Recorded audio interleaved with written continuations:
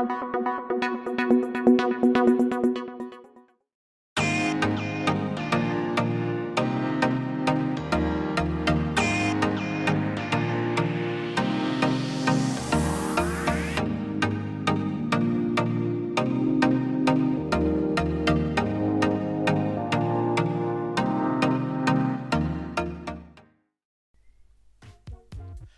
day, welcome back to my channel.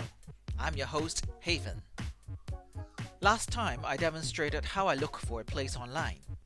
When you have found the places that you are interested in, you should, if possible, always go and check it out in person, as this will give you a better idea of how the place look like and how the surrounding also look like. It also allows you to ask the agent a few questions.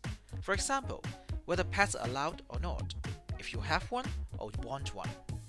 I have heard that some people offer rent higher than the advertised amount to secure their ideal home, but I certainly haven't done that. For me, a rental property is not worth throwing away your own money to fight for it. Once you have found your ideal place, how do you get around to start the process? To kickstart the process, you will need to put in an application. In your application, you will need to provide the following information: your personal identification, your rental history if you are not a first-time renter, employment information, tax return, and references. Most real estate agents will provide the appropriate form for you to start the process. Make sure you provide as much information as you can. Some of them include your financial details to show your ability to pay the rent. Pay slips, bank statements, and current employment contract or salary payment slip will all help. If you are applying with other people, make sure everyone's details is included. That includes their employment and financial information to demonstrate that rent can be paid on time. If you have previously rented other places, ask your past property manager to provide a rental ledger, which is a complete statement of every rental payment you have made to show that you are a reliable tenant.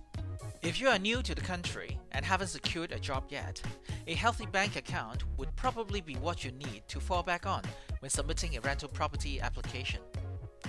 In some cases, if you have a local rental guarantor, that will help too. Once successful, you will need to pay a bond of maximum 4 weeks in Sydney or New South Wales. Rent in Sydney is usually advertised as rent per week, but my past experience was that I pay rent once every fortnight, that is 2 weeks, electronically. When I was renting, I initially used a fixed term lease of 1 year so I can have some stability. I've known friends who prefer to have 6 months instead. After the first year, I just agreed with a real estate agent to continue on a month-to-month rental agreement to provide flexibility for both parties. As everyone's situation is different, have a chat with your agent to make sure you go into the best legal binding agreement. Before you move in, make sure you conduct a detailed property check and report on any defects and damages already existed in the property, so you can remove your liability from them.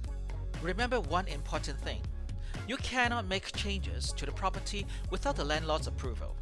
This includes drilling holes in the walls or reconfiguring the layout, or you will be penalized as unauthorized damages.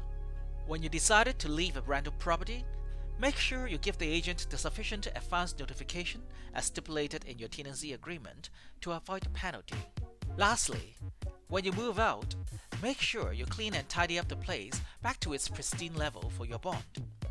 I used my real estate agency's cleaning services at that time to ensure everything is up to their standard.